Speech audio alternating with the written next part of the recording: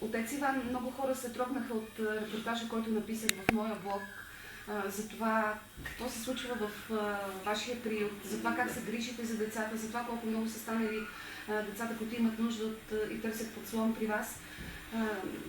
Всички те са готови, моите приятели от блог пространството, от Фейсбук, да се включат в една инициатива и да ви помогнем от сърце, за да изкарате зимата. Кажете, от какво имате нужда? Ами, нуждата той излиза ежедневно се нещо, което не предвидено и не го очаквам. Но преди всичко, като имам парични средства, аз си пазарувам каквото ми трябва, каквото за да се налага. Но преди всичко гледам да има храна. Този списък, който ви продиктувах с тия за хранителните продукти, този списък трябва да го изпълним за всяка цена, за да може зимата да прекараме. И другото, строителни материали, защото много хора се събраха тук при мене и още иска да дойдат, аз не мога да ги приемем, грехота да носят човек, но не ми е по силите. Престъпкали сме се вече доста, сградата за 50, пък не са 113 човека. Тоест част по-скоро трябва да се пусне. Да се разширя, трябва да почне новото разширение. Тук да го пусна него и трябва да продължа да разширявам още, защото не е възможно. Това, което съм го разширил сега, няма да поберем. Пак ще се натесно.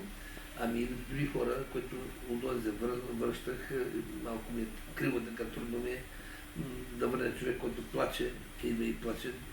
Вие май вчера ли бехте, когато си тръгвате, когато една жичка, се говори за едно детенце приехме и една жичка чака с момиченце, да, видяхме ги. И идва Стара Загора, къде да ги върна, къде да ги гледа. Къде ги сложим, а и как да ги върнеш от среднощността му даже. Добре, аз ще напиша всичко, което вие издиктувахте на този списък.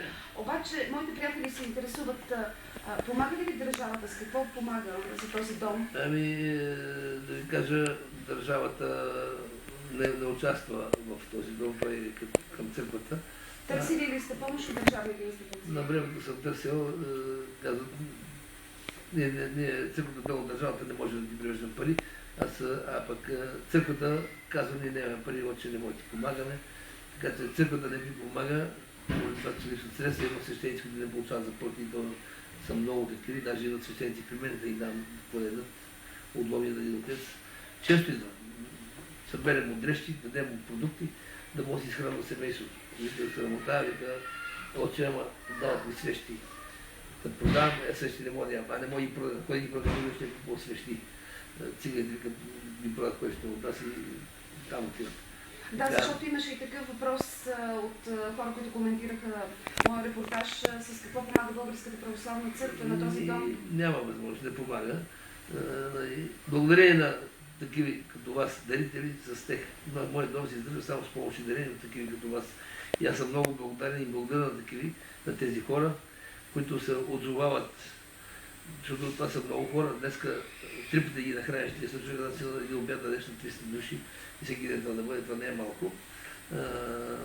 И пожелавам на такива хора Бог да им дава. Бог сам е казал, че тази ръка, която дава, тя го разкърнява. Нека Бог да им дава, да имат в изобилие, да имат и за тях, да може да дават такива, където нямат, да помагат и на нас, защото без тях този дом е приключил. Нямам ли помощи от хората, християни, независимо християни, тук и мюсюлмани идват, и те им помагат. И тук живеят мюсюлмани, има всеки.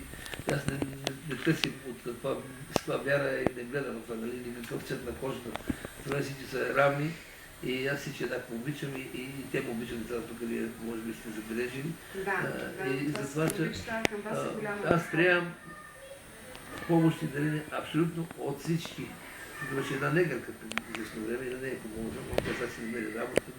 Обичето работи, защото не намери си квартира, но преди да си намери една тук. Живея 2 месеца и 3. Така че съм благодарен и нека Бог да ни дава здраве, много радости и успехи и любов на семейството. И вече да има мир и любов, това е най-важното, и здраве.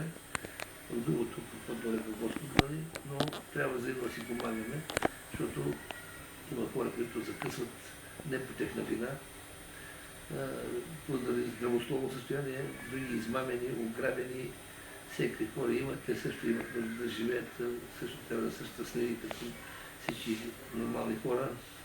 Коя ви е най-голямата болка, отец Иван? Най-голямата болка ми е това, че когато връщам хора.